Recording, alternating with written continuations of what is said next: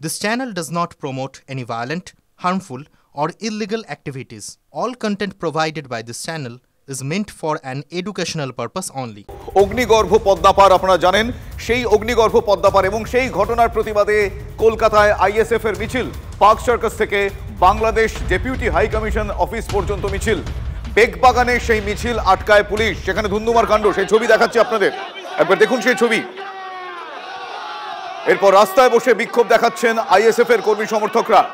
Park Circus থেকে Bangladesh high কমিশনের office পর্যন্ত, ডেপুটি হাই কমিশন অফিস পর্যন্ত মিছিল ছিল তাদের। বেগবাগানে সে মিছিল পুলিশ আটকে দেয়। আমার সহকর্মী সুপ্রিয় এই মুহূর্তে রয়েছেন বেগবাগানে। সুপ্রিয়র কাছ থেকে আমি সরাসরি দেখব এবং জানতে চাইবো এই মুহূর্তে তাদের অবস্থান কোথায়, কি বলছেন তারা, তাদের পরবর্তী কর্মসূচি কি, ইন ডিটেল জানবো। সুপ্রিয়। শুভজিৎ, দেখো, পার্ক সার্কাস 7 পয়েন্ট থেকে আইএসএফ এর ডাকে যে ডেপুটেশন কর্মসূচি বা যে মিছিল শুরু হয়েছিল, সেই মিছিল বাংলাদেশ ডেপুটি হাই কমিশনের বেশ খানিকটা দূরেই কিন্তু পুলিশের তরফ থেকে আটকে দেওয়া হয়েছে এবং সম্পূর্ণটাই কিন্তু নিরাপত্তার কথা মাথায় রেখে, এবং সেখানে বসেই আইএসএফ এর যারা কর্মী সমর্থকরা রয়েছেন স্লোগান শাউটিং করছেন, তারা ধর্ণা অবস্থান শুরু করেছেন। অন্যদিকে 5 সদস্যের প্রতিনিধি দল, এবং যেখানে আমরা দেখতে পাচ্ছি যে তাপস ব্যানার্জি আইএসএফ এর ভাইস প্রেসিডেন্ট, তিনি ইতিমধ্যেই এসে পৌঁছে গেছেন। তাপসবাবু, আপনারা ডেপুটেশন দিতে ভিতরে যাবেন? হ্যাঁ, ভিতরে যাচ্ছি। কতজন? আমরা 5 জন যাচ্ছি। মূলত কি বিষয় আজকে জানাবেন? বিষয় হচ্ছে আমরা রাষ্ট্র নিপীড়ন যেখানেই হোক, সংখ্যালঘুভাবে, সে জাতের সংখ্যালঘু হোক আর ধর্মের সংখ্যালঘু হোক, যে দেশেই নিপীড়ন হয় তার বিরুদ্ধে ইন্ডিয়ান সেকুলার ফ্রন্ট স্ট্যান্ড। যে কারণে বাংলাদেশে যেভাবে ধর্মীয়ভাবে সংখ্যালঘুদের উপরে আক্রমণ হচ্ছে তার বিরোধিতা করে আমরা ইউনিট সরকারের কাছে বার্তা দেওয়ার জন্য আজকে ডেপুটেশন দিতে যাচ্ছি। একবারে 5 সদস্যের প্রতিনিধি, তারা কিন্তু ইতিমধ্যেই একেবারে বাংলাদেশ ডেপুটি হাই কমিশনের যে প্রবেশ পথ সেখানে তারা এসে পৌঁছে গেছেন, এবং তাদের সঙ্গে ডেপুটেশনের যে চিঠি আমরা দেখতে পাচ্ছি সেটাও কিন্তু এই মুহূর্তে রয়েছে। এবং যেটা তাপস ব্যানার্জি তিনি যেটা জানালেন, আইএসএফ এর ভাইস প্রেসিডেন্ট, তিনি যেটা জানালেন যে বর্তমান বাংলাদেশের যে অশান্ত পরিস্থিতি এবং সেই পরিস্থিতি সামাল দিতে গিয়ে বাংলাদেশের অন্তর্বর্তীকালীন সরকারের দায়িত্বে থাকা মোহাম্মদ ইউনিস তিনি যে সম্পূর্ণরূপে ব্যর্থ, সেই বিষয়টাই কিন্তু আজকে ডেপুটি হাই কমিশনের যারা দায়িত্বপ্রাপ্ত আধিকারিকরা রয়েছেন তাদের কাছে তারা বার্তা হিসেবে পৌঁছে দেবেন।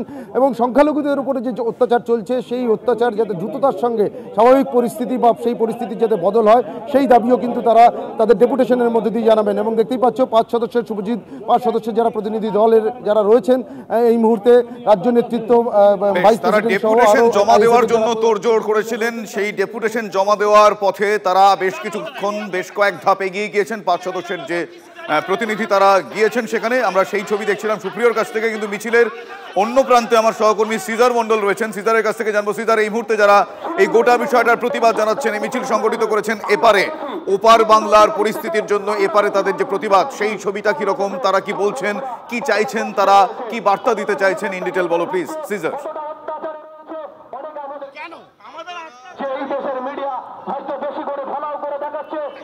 অগ্নিগর্ভ পদ্মাপার প্রতিবাদে মিছিল আইএসএফ এর। পার্ক সার্কাস থেকে বাংলাদেশ ডেপুটি হাই কমিশন পর্যন্ত সেই মিছিল। বেগবাগানে সেই মিছিল পুলিশ আটকায়, ধুন্ধুমার কাণ্ড হয়। কিন্তু কিছুক্ষণ আগেই ডেপুটি হাই কমিশন অফিসের কাছেই পৌঁছে গিয়েছেন প্রতিনিধিরা, তারা ডেপুটেশন জমা দিচ্ছেন। আমার সহকর্মী সিজার রয়েছেন মিছিলের অপর প্রান্তে। সেখানকার যারা প্রতিনিধিরা রয়েছেন তারা কি বলছেন, তারা কিভাবে বিহিত চাইছেন, তারা কি বার্তা দিতে চাইছেন, তাদের কি বক্তব্য আমি জানবো সিজারের কাছ থেকে। সিজার, কি বলছেন তারা? এই দেশে যখন অনেক বড় বড় ঘটনা ঘটছে, সেই ঘটনাগুলোকে তারা লঘু করে দেখানোর চেষ্টা করছে।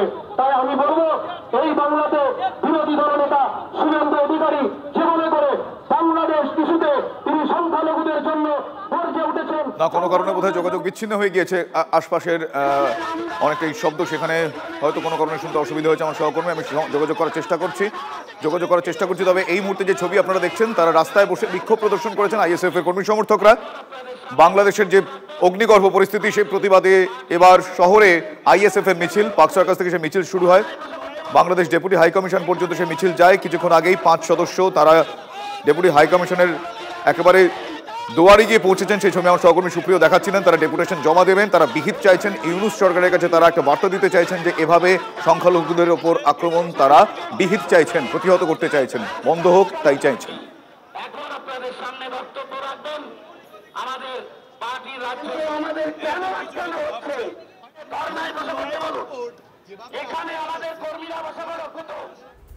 অন্যদিকে বাংলাদেশের সংখ্যালঘু হিন্দুদের ওপর লাগাতার হামলা, তীব্র নিন্দা করছে ভারত। সাংবাদিক বৈঠক করে ভারত তার কড়া অবস্থান বলা ভালো স্পষ্ট করলো বিদেশ মন্ত্রক। সংখ্যালঘুর নিরাপত্তায় কোনো আপোষ নয়, বাংলায় হিন্দুদের নিরাপত্তা সুনিশ্চিত করুক বাংলাদেশ সরকার। ঢাকাকে দায়িত্ব স্মরণ করিয়ে দিয়ে কড়া বার্তা দিল বিদেশ মন্ত্রক। শুধু তাই নয়, চিন্ময় কৃষ্ণ প্রভুর বিচারে স্বচ্ছতা আশা করে আবারও কড়া বার্তা ভারতের তরফ থেকে গিয়েছে। এই মুহূর্তে ভারত তার অবস্থান, বলা ভালো কড়া অবস্থান তীব্র করেছে, তীব্র নিন্দা জানিয়েছে ভারত। সাংবাদিক বৈঠক করে কড়া অবস্থানের কথা স্পষ্ট করল বিদেশ মন্ত্রক। সংখ্যালঘু নিরাপত্তায় কোনো রকম আপোষ নয়, বাংলায় হিন্দুদের নিরাপত্তা সুনিশ্চিত করুক বাংলাদেশ সরকার। ঢাকাকে দায়িত্ব স্মরণ করিয়ে কড়া বার্তা দিল বিদেশ মন্ত্রক। পাশাপাশি চিন্ময় কৃষ্ণ প্রভুর বিচারে স্বচ্ছতা আশা করে ভারত। এভাবেই আরও একবার স্মরণ করিয়ে দিল বিদেশ মন্ত্রক।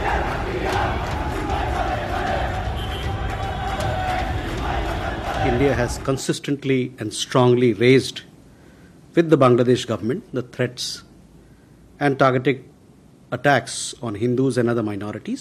Our position on the matter is very clear. The interim government must live up to its responsibility of protecting all minorities. We are concerned at the surge of extremist rhetoric, increasing incidents of violence and provocation. We once again call upon Bangladesh to take all steps for the protection of minorities. ISKCON is a globally well-regarded organization with a strong record of social service.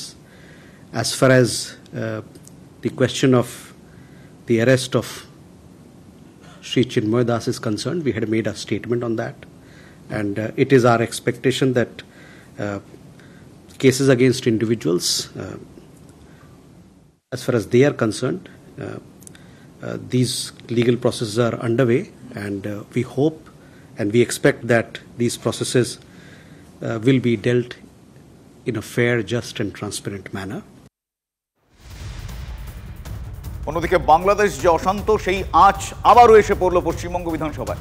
Bangladesh ইস্যুতে আলোচনার প্রস্তাবে না, আর তারপরেই বিক্ষোভ দেখাতে দেখাতে বিধানসভার বাইরে বেরিয়ে এলেন বিজেপির বিধায়করা। বিধানসভা গেটের বাইরে তুমুল স্লোগান তুললেন তারা। সেই ছবি আপনাদের দেখাচ্ছি এই মুহূর্তে। সেই ছবি আপনারা দেখছেন TV9 বাংলার পর্দায়। বাংলাদেশ ইস্যুতে উত্তাল পশ্চিমবঙ্গ বিধানসভা, প্রতিবাদের স্লোগান বিজেপি বিধায়কদের। বিধানসভার গেটের বাইরে তারা বেরিয়ে এসে সদল বলে স্লোগান তুললেন, বিরোধিতা করলেন, প্রতিবাদ জানালেন বাংলাদেশের সাম্প্রতিক এই ঘটনার। আমরা আমাদের যদি ধর্মাচরণের উপরে প্রোটেকশন না দিতে পারি, সেই কথা বিধানসভায় বলতে না পারি, অধ্যক্ষ মহোদয় এটা করতে না দিয়ে তিনি যে এই চেয়ারটাকে রাজনীতিকরণ করেছেন আবার প্রমাণ করলেন। সংবিধান যে ভারতবর্ষের মহান সংবিধান ধর্মাচরণের অধিকার দিয়েছে, সেটাকেও দাবিয়ে রাখতে চাইলেন।